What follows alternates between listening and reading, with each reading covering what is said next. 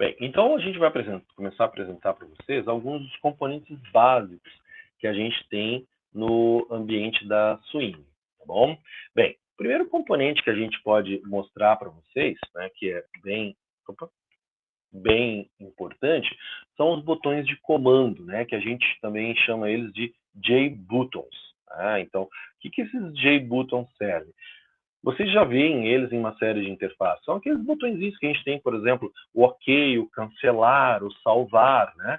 São botões que vão disparar uma ação, né? Ou vai indicar algum estado da aplicação.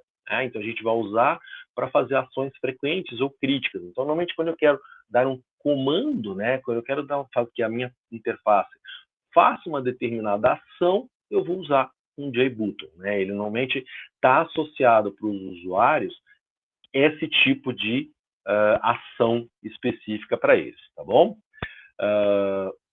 Outro tipo de componente bastante utilizado são os botões de opção, né? A gente também chama de botões de rádio, né? E aqui na plataforma do Swing, ele chama de JRadio Button, tá? O botão de rádio.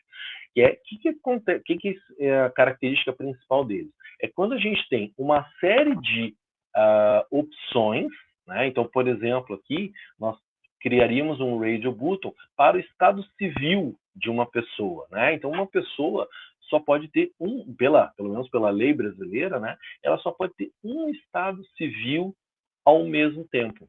Tá? Então, não tem como ela ter dois. Então, nesse caso, a gente cria lá as opções, né, principais, solteiro, casado, divorciado, viúvo. Poderia ainda ter outras, tá? Aqui é só a título de exemplo.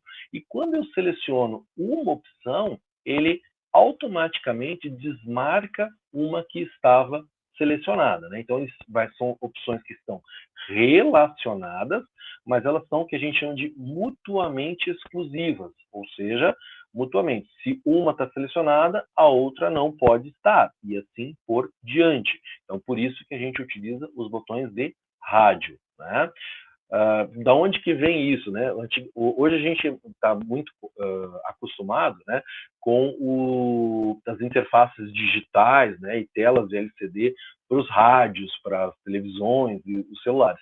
Mas os rádios mais antigos, o que acontecia? A gente tinha esses botõezinhos. Então, quando a gente queria selecionar FM, AM ou ondas curtas, a gente clicava num botão e ele automaticamente liberava os demais. Então, você não podia estar na FM e na AM ao mesmo tempo. Então, quando você clicava no botão de FM, ele liberava o botão da AM. Então, isso aí esse nome Radio Button vem, obviamente, dos rádios que a gente tinha, né, em casa ou nos carros, para poder fazer a seleção das operações que a gente queria dele, tá? Outro componente bastante importante, né, são as checkboxes, tá? O que são as checkboxes? É quando a gente tem opções que são independentes, né, e que ela pode estar desligada ou ligada. Né? Então, aqui nesse exemplo da figura, quando a gente tivesse, por exemplo, numa plataforma de venda de veículo ou de seleção, que eu estou buscando um veículo para comprar, e aí eu quero dizer quais opcionais eu quero que tenha nesse veículo. Então, ele pode ter o ar-condicionado, também pode ter direção hidráulica, também pode ter rodas liga-leve e também pode ter um kit de som MP3. Então, eu vou selecionando uma ou todas as opções. Né? Então, aqui permite que várias opções estejam selecionadas ao mesmo tempo. Tá? Então, aqui, uma não é mutuamente exclusiva em relação à outra. Então, se eu tiver ar-condicionado, eu posso ter direção hidráulica, ou vice-versa, ou não ter nenhuma das duas.